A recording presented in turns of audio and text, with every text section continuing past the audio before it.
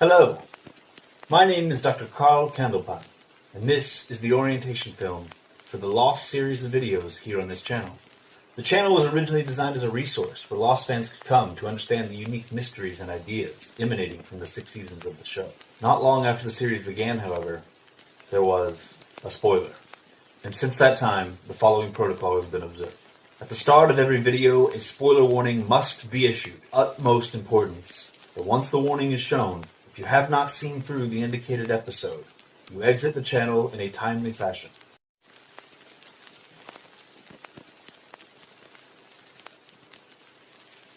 Namaste, and good luck.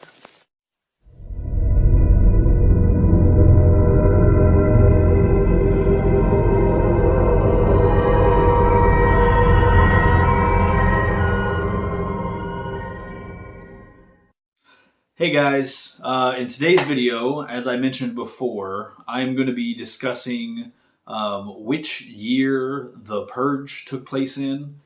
This is one of the things that is still probably the most debated between Lost fans. There are a lot of people that think it was 1992 for various reasons, and then there are people that think it's 1987 for various reasons. And there actually is quite a bit of evidence to suggest both of these.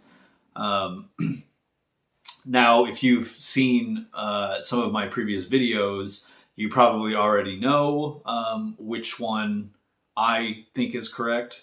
But regardless, we're going to be going over all of the evidence for both sides, and we're going to try and see which one is more likely based on which bits of evidence are more solid, which ones can be easily explained away, etc.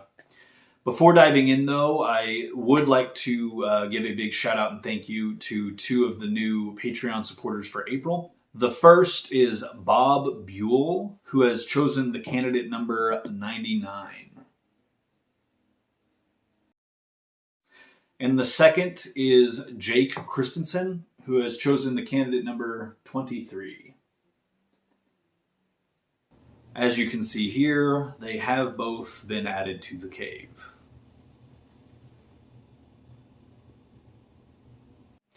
Thank you, Bob and Jake, for your support. I genuinely appreciate it.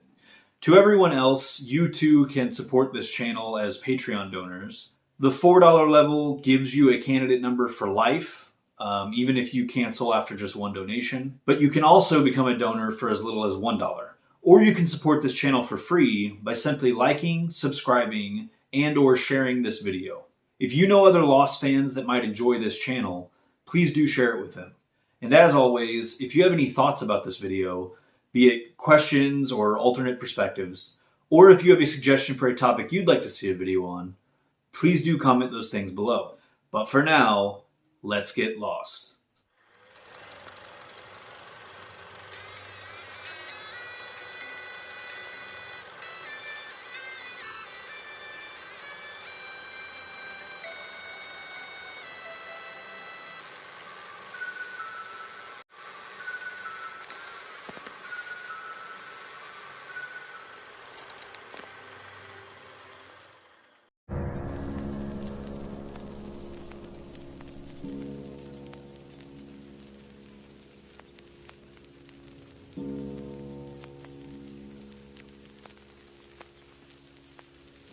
This is where I came from, John.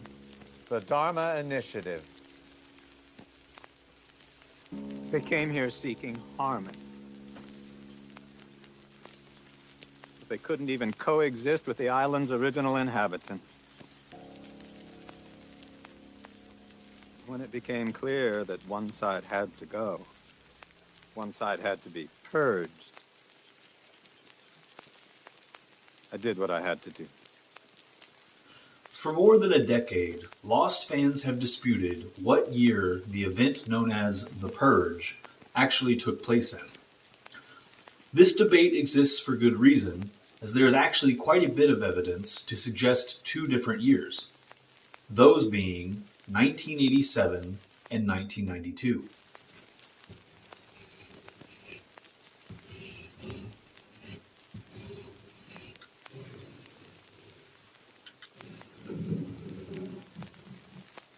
Let us first review all of the evidence for both.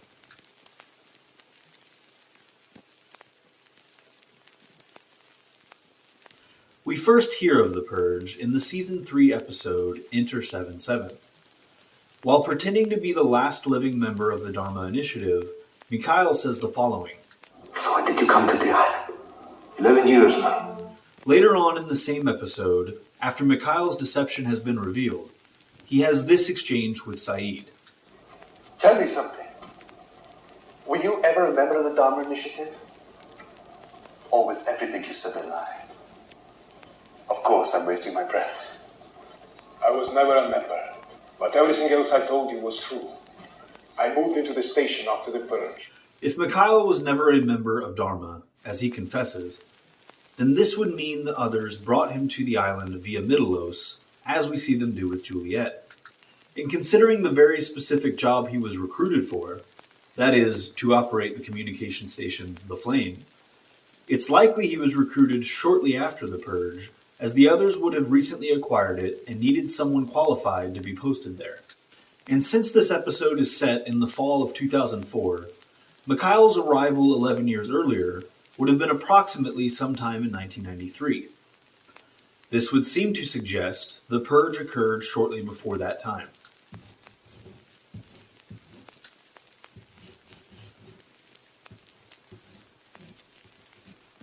Nine episodes later, we see the day of the Purge on screen in Ben's flashbacks.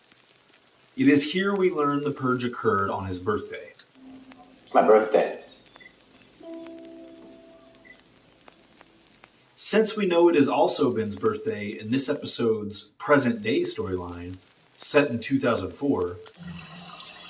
Happy birthday, Dad. We also know the Purge occurred on December 19th. Given our previous observations about Mikhail, this would, so far, indicate December 19th, 1992 as the likely date. This actually lines up perfectly with what we already knew about Kelvin Inman, the man who brought Desmond to the Swan Station. He told Desmond he joined Dharma after leaving the U.S. military. Why did you leave your army, Kelvin, huh? Because men followed my orders. But then, thank God, I joined the Dharma Initiative. Namaste, thank you, and good luck. And thanks to Saeed's Gulf War flashbacks, we know Kelvin was still off-island when the Gulf War ended in 1991. It's over. We're pulling out, not going to Baghdad. So your man Saddam gets to stay in power, which means you, in all likelihood, will remain in his employ. But what really seemed to be confirmation of this date didn't come until towards the end of Season 4, when Locke is visited in a dream by what appears to be Horace Goodspeed, who tells John, "That's probably because I've been dead for 12 years. This dream takes place in late December of 2004, almost exactly 12 years after December 19th, 1992. So far, the timeline seems pretty cut and dry. So where does the dispute come in? The first big problem seems to be Danielle Rousseau, and for a couple of reasons. Shortly after her arrival in 1988, she changed the broadcast at the Dharma radio tower from the Valenzetti numbers to her own distress call. And if Dharma was still around for another 4 years after this, why did they not change it back? And why was no one posted there when she changed it in the first place?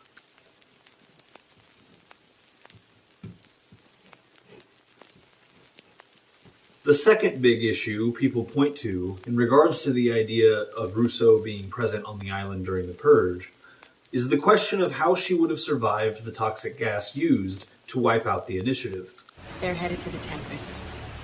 And if they figure out how to deploy that gas, then everyone on this island is going to die.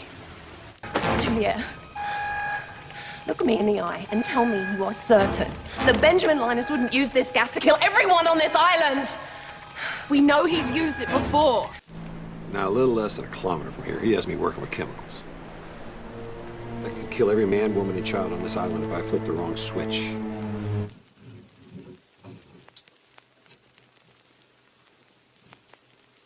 The problems presented by this overlap in Russo's presence and the initiative's existence is the first big reason some fans believe December 19th, 1987 makes more sense, as this would have been the last birthday Ben had prior to Danielle's arrival.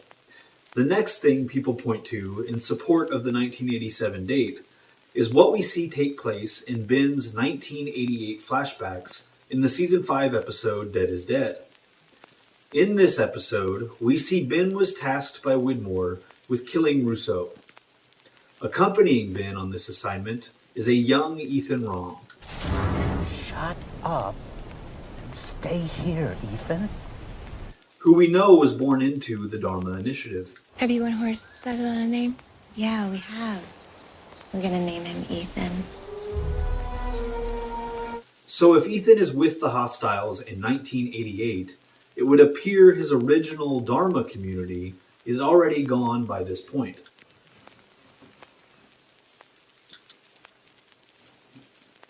Moreover, Ben's presence in the hostiles' camp would seem strange if the initiative is still around.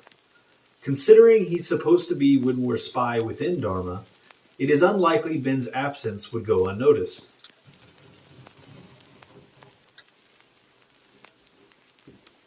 Along these same lines, how is Ben supposed to have raised Alex for those first 4 years if he was still living in the barracks and would likely not have been able to bring her back and explain where he got her?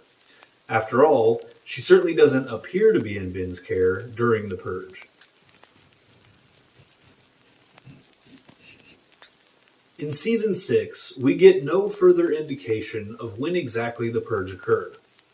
But after the series concluded, we actually received 2 more pieces of evidence. One pointing to 1987, and the other pointing to 1992. The first one came in the series epilogue released on August 24th, 2010. This is in fact the same date the epilogue takes place, as can be seen on the printout for the palette drop.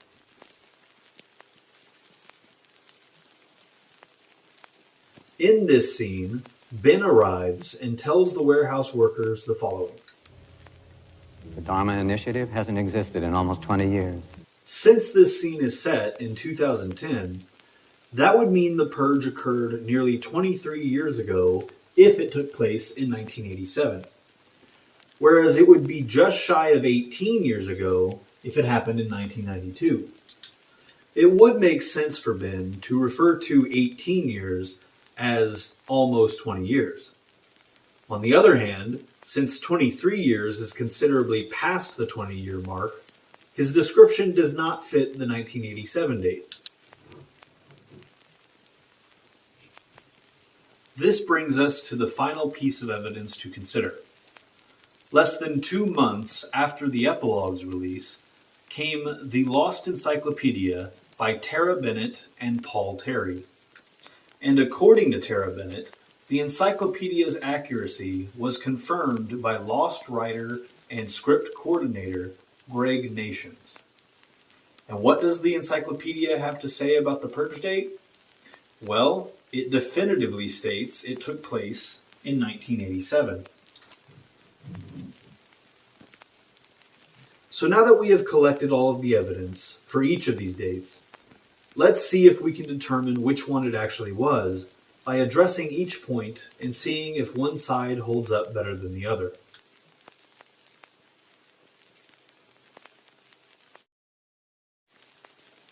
Since it seems to have more supporting evidence, let's start from the premise that the Purge did occur in 1987, and see if we can reasonably dismiss each piece of contradicting evidence. First, we have Mikhail's 11 years in the flame. This information comes to us from Mikhail himself, and while it's unclear what he would have to gain from lying about this specifically, much of his original story is quickly shown to be false.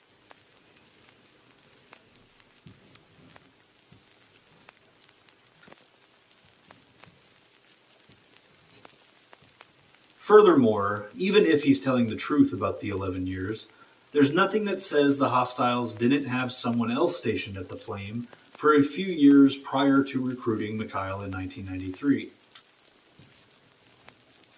Taking these possibilities into account, we can indeed reasonably dismiss this as evidence.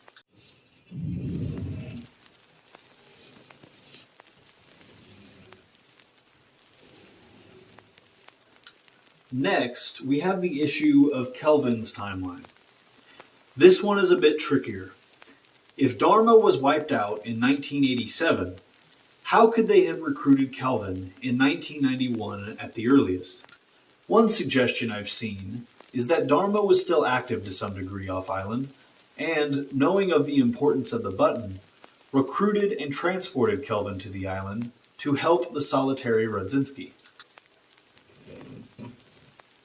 Aside from raising questions, such as why Rudzinski would have been alone in the Swan, or why Dharma would have sent only one man, there are several more legitimate issues with this idea. For one, there is quite a bit of evidence suggesting that the others carried out the Purge off-island as well as on, and then absorbed the initiative's resources.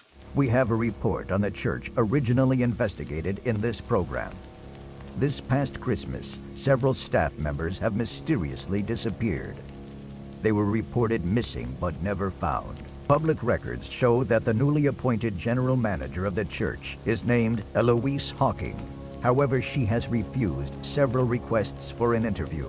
Destroyed records, missing persons, questionable documents, missing information.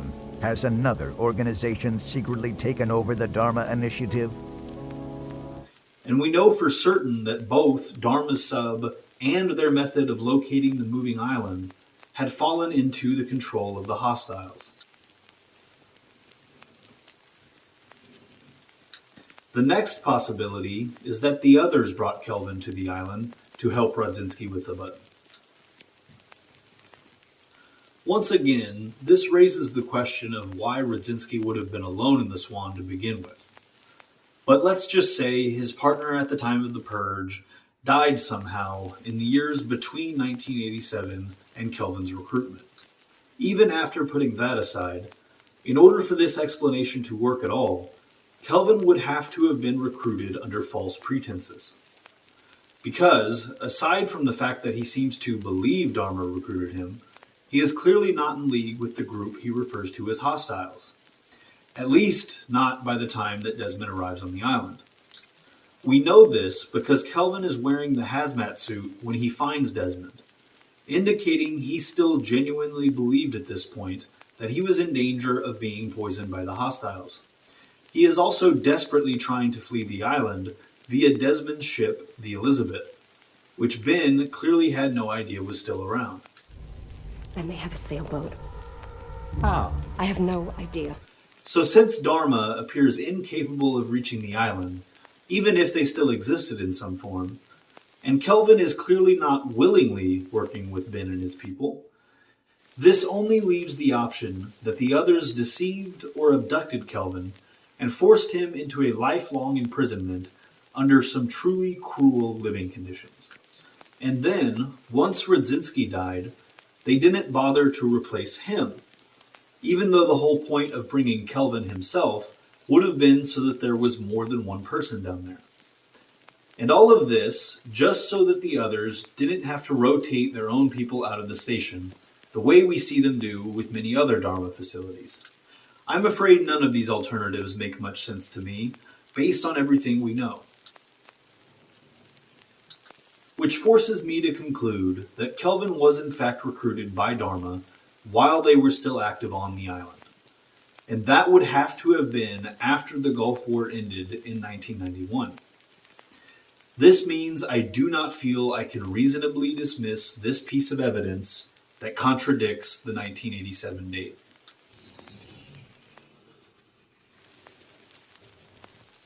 But let's keep going. In the Season 4 episode, Cabin Fever, Locke has a dream that leads him to the cabin he's searching for. In it, Horace tells him he's been dead for 12 years, and we know he died during the Purge.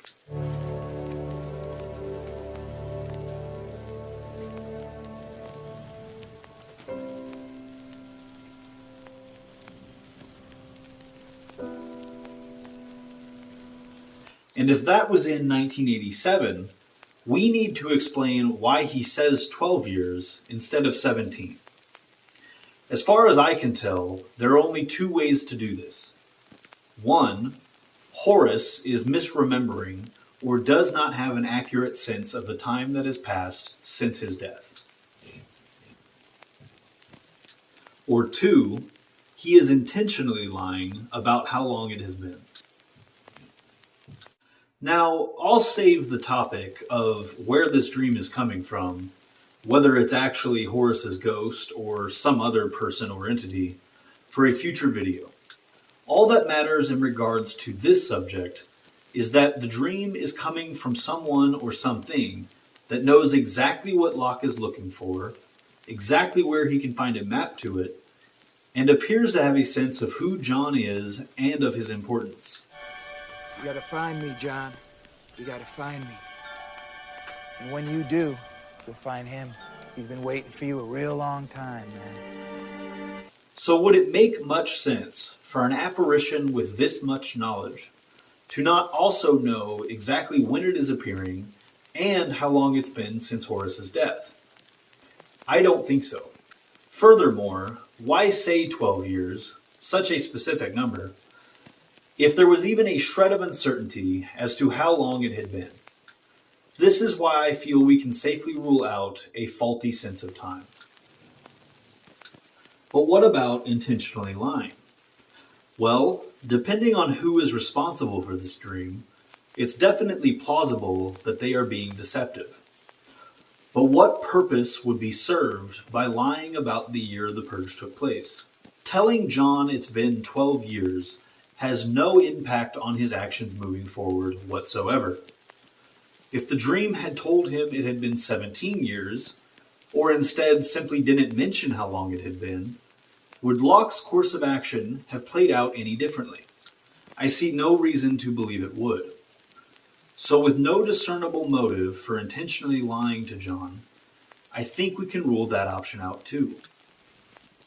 Which means we have another piece of evidence that contradicts the 1987 date that cannot be reasonably dismissed.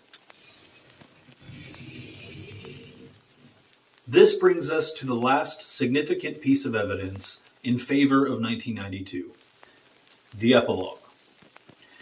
Is it feasible that Ben could have simply misspoke and said almost 20 years instead of over 20 years?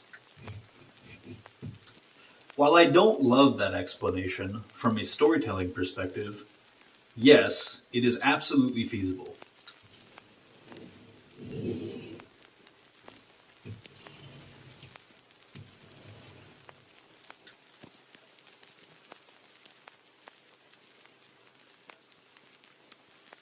So now that we've finished trying to eliminate the evidence that contradicts the 1987 date, let's try it the other way around. Let's operate from the premise that the Purge did occur in 1992 and see if we can reasonably dismiss each piece of contradicting evidence. This time, let's start with what seems to be the most concrete piece of evidence. The encyclopedia clearly stating 1987. Believe it or not, this is actually the easiest piece of evidence to dismiss. As someone who is clearly a huge Lost fan, I, of course, couldn't wait to own the Lost Encyclopedia when it came out in 2010. I read the entire thing in about a month and was very disappointed to discover that it was absolutely riddled with mistakes and inaccuracies.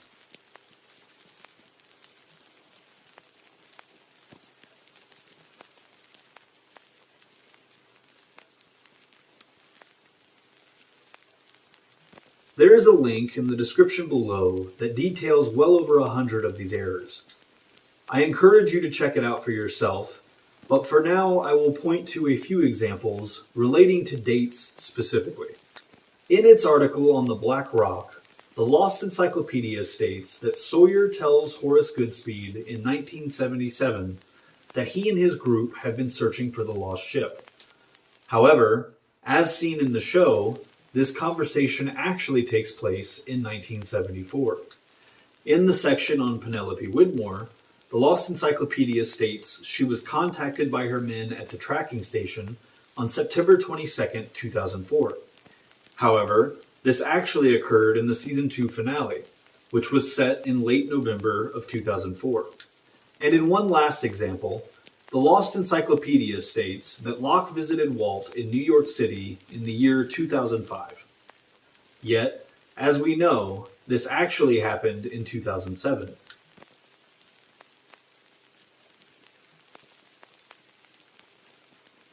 These three examples alone prove the Lost Encyclopedia is not a reliable source of information, specifically when it comes to dates.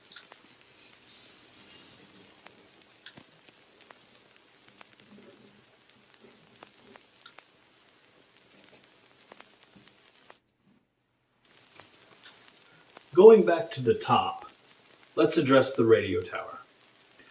The fact that Rousseau apparently does not encounter anyone when changing the transmission implies the tower was abandoned. And if we're working from a position that Dharma was still active on island for another 4 years after she changed it, we need to come up with a reasonable explanation for why this would be, and for why they would not have bothered to change it back. Let's look at the truce. On August 15th, 1973, a fragile peace between Dharma and the hostiles was established, with the signing of the truce.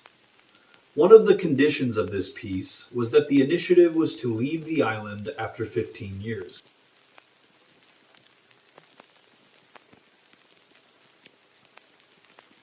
It's unclear if this means 15 years from when they first arrived, around 1970, or if it means 15 years from the date of the truce. In the first case, the truce would have expired around 1985, 3 years prior to Rousseau's arrival. In the second, the truce would have recently expired, or at least was about to, depending on what point in 1988 the French team arrived. Then again, the fragile peace may have been shattered long before the expiration of the 15 years, given the many other violations of the truce Dharma was clearly guilty of. For example, they repeatedly drilled more than 10 meters into the island.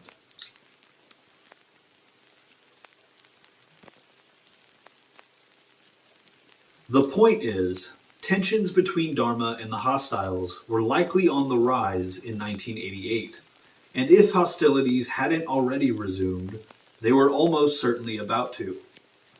Taking this into account, would it make sense for Dharma to abandon their least essential, least hidden facilities? Absolutely. And arguably, no other Dharma facility we ever see on screen is both less essential and less hidden than the radio tower. By the 80s, the sole purpose of the tower seems to be to broadcast the Valenzetti numbers on a loop, which does not require anyone to be present. But radio transmitters also been erected on the island, broadcasting in a frequency and encryption known only to us. The transmitter will only broadcast the core numerical values of the Valenzetti equation.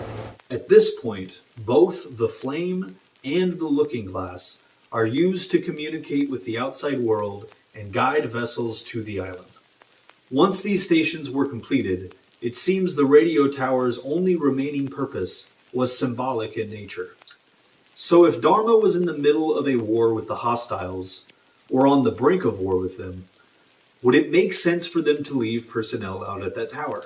Of course not. And once that largely unnecessary transmission had been changed by Rousseau, would it have been worth it to venture behind enemy lines just to switch it back? I don't think so. And this means there's a perfectly reasonable explanation for the tower being abandoned for at least 4 years prior to the Purge.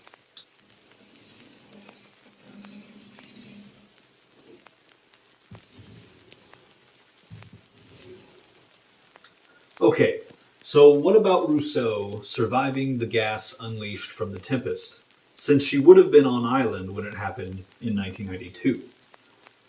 Well, is there actually anything that tells us the gas was deployed everywhere on the incredibly massive island? As a matter of fact, there isn't. Indeed, if this had been the case, then Ben would not have needed to use a gas canister to kill his father. He could have simply put on his gas mask and walked away from the van. Not to mention the much more compelling argument that if the gas had been dispersed everywhere on the island, the animal life would have been wiped out as well. So it's safe to say it was only released at the barracks and perhaps other Dharma-occupied sectors. And we know Rousseau never ventured into Dharma-occupied areas, apart from the radio tower, probably due to Ben's threat. If you ever come looking for me, I'll kill you. And if you want your child to live, every time you hear whispers, you run the other way. We know this given her lack of familiarity with any of their stations. What is this? We were hoping you could tell us. I've never seen anything like it. Danielle, you once mentioned the radio tower. Is this it? I have never been here before. I have survived on the island precisely by avoiding these types of encounters. So if she was nowhere near a Dharma site at the time of the Purge, and she almost certainly wasn't, it makes perfect sense that she did not encounter the gas. Which means we can also reasonably dismiss Rousseau's survival as evidence against the 1992 date.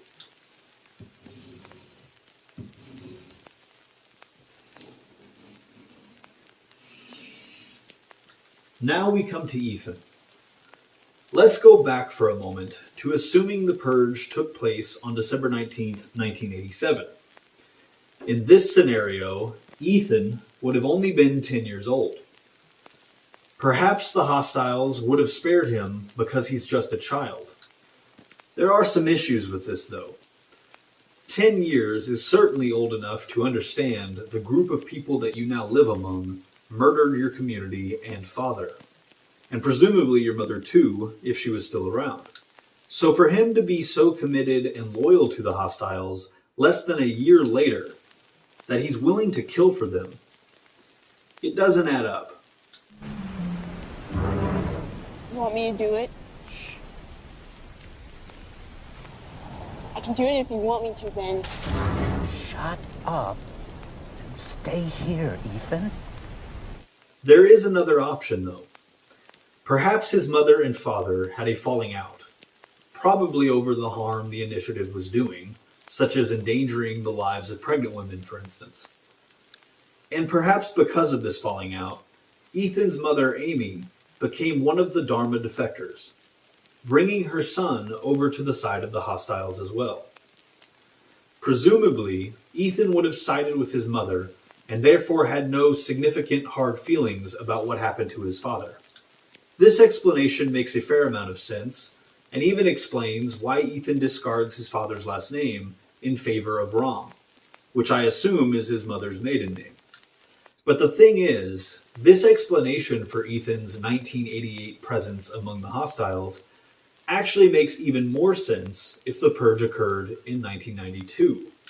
This scenario would then dictate the falling out between Amy and Horace occurred prior to and independent from the Purge, and it must have been serious enough for her to flee with her son to the hostiles. And if it happened completely separate from the Purge, that would mean it could have happened years before 1987, making Ethan even younger when he left his father and thus much less attached to him, especially by the time he is killed several years later.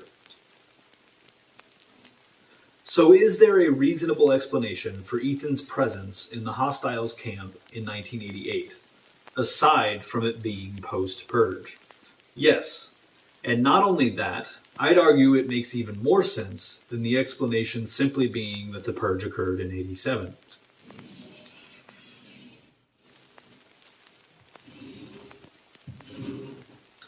So that's an explanation for Ethan being in the camp, but what about Ben? We know in 1977, Widmore was planning on sending Ben back to the barracks as his spy. I don't want to go back. I want to stay. I want to be one of you. Just because you're living with them doesn't mean you can't be one of us. And we know at the time of the Purge, Ben is still a member of the Dharma community. So if he's camping with the hostiles in 1988, surely the only explanation is that the Purge has already happened. Well, let's go back to 1977 for a minute. If you were Widmore and you were wanting to use this 12-year-old kid as your spy, what would be the most effective way to go about that? Generally speaking, 12-year-olds aren't going to be privy to much valuable information. And perhaps the bigger problem, how are you going to regularly make contact with a 12-year-old child who is most likely going to be confined to the barracks perimeter? There's one beautifully elegant solution to both of these problems. Send the kid back and have him tell the truth. Have Ben tell the initiative that the hostiles miraculously saved his life, and in exchange, they want him to be their spy. We know that Dharma had an entire station devoted to reconnaissance and intelligence gathering on the hostiles. Hello, I'm Dr. Marvin Candle, and this is the orientation film for Station 2, The Arrow. Given your specific area of expertise, you should find it no surprise that this station's primary purpose is to develop defensive strategies and gather intelligence on the island's hostile indigenous population. Dr. Chang. Ben's return and what he tells them would present an opportunity too good to pass up. As far as they know, Ben has no reason to side with the hostiles over them. Sure, these natives saved Ben's life, but Dharma believes they're the ones that shot him in the first place. Besides that, from the initiative's point of view, the hostiles are strangers to Ben, whereas Dharma has been his home and community for several years at this point. So why not set him up as their spy against the hostiles, and have Ben tell them he did as they asked? At which point both groups would then be convinced Ben is secretly feeding the other side useless information while truly working for them.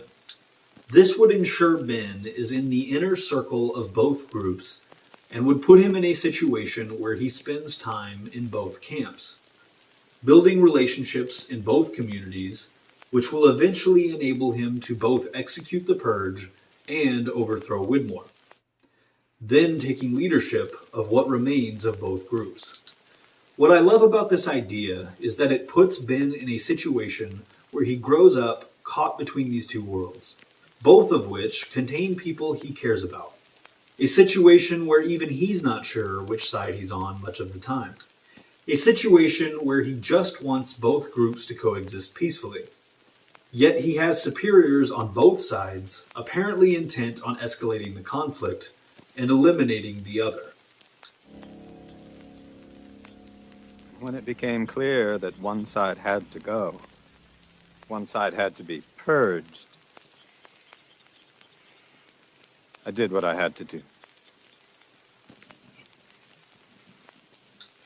Living this way, having to constantly conceal his true intentions and motivations, unable to ever be fully honest with anyone, would beautifully explain the master deceiver and manipulator Ben grows up to be.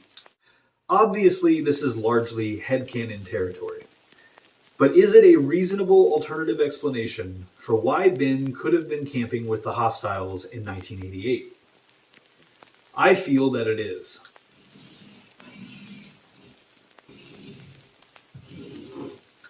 And that brings us to Alex, which I believe is also largely taken care of with the previous explanation.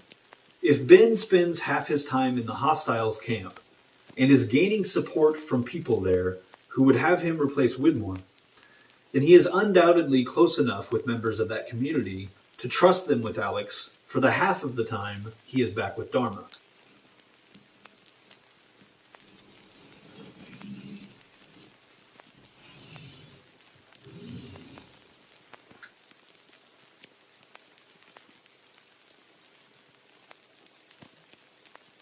Before wrapping up, there's one more thing I'd like to address.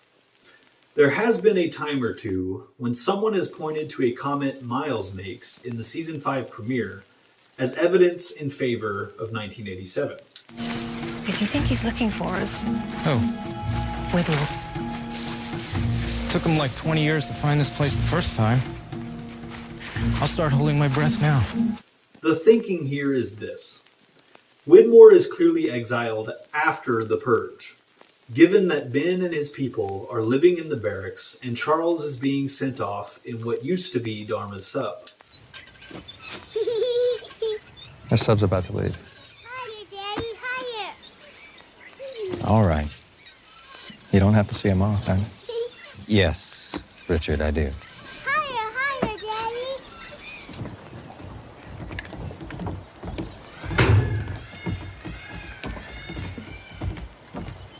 And if Whitmore has been looking for the island for, like, 20 years, and Miles is saying that at the very end of 2004, from his perspective, then obviously Whitmore being exiled in 1987 would be considerably closer to 20 years than 1992 would be.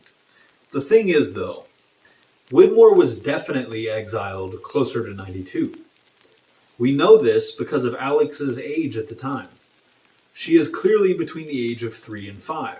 Again, Daddy, again. Okay. Wow, Alex. Any higher and you're going to fly right off the island. And since she was born in 1988, that places this scene between 1991 and 1993. So regardless of when the Purge took place, Miles's comment is in no way evidence. As either way, Whitmore has actually only been looking for the island for approximately 12 years at this point. And we can easily chalk this up to Miles simply not knowing exactly how long Charles was looking for the island. But since Whitmore's banishment scene came up, I do feel like pointing something else out. If the Purge had occurred in 1987, approximately 5 years prior to this scene, and the others didn't move into the barracks until after Ben took over leadership around this time. So whose idea was it to move into these houses? Excuse me? Well, your people were living in the jungle, and then after you murdered the Dharma folk, you relocated here. I just wondered if it was your idea. Do you disapprove, John? It just doesn't seem like something the island would want. You don't have the first idea of what this island wants. Then the barracks would have been sitting abandoned for those 5 years, give or take a year. Yet, based on the brief look we get at the community in this scene, the barracks do not seem to be in a state of disrepair or neglect. And when you compare that to the condition of the houses in 2007, after they had been abandoned for only 3 years, that's certainly worth noting. I'm sorry to say so, but I don't think we're going to find your husband here. Maybe we ought to just head back.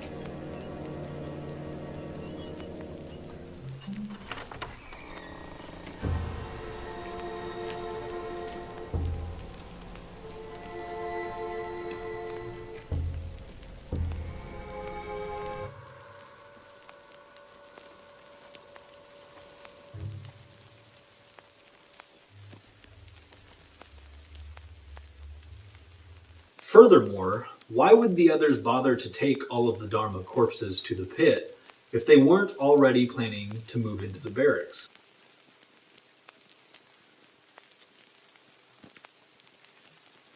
Given that the others are seen still living in the jungle in 1988, this is one more piece of evidence that suggests Whitmore ordered the Purge in December of 92, was shortly thereafter deposed by Ben, at which point the others moved into the barracks with the Dharma defectors that already lived there. So in conclusion, despite there initially seeming to be more evidence in support of the 1987 date, a closer examination shows us all of these things can be reasonably dismissed. Whereas 1992, on the other hand, has multiple pieces of evidence that are more concrete and cannot be so sensibly explained away. This is why I strongly believe 1992 to be the right answer to this question. and the one that makes the most sense by far. However, if you still remain convinced of the 1987 date and have a point I've failed to address, or a counterpoint I failed to consider, please do comment that below. Until next time, namaste and good luck.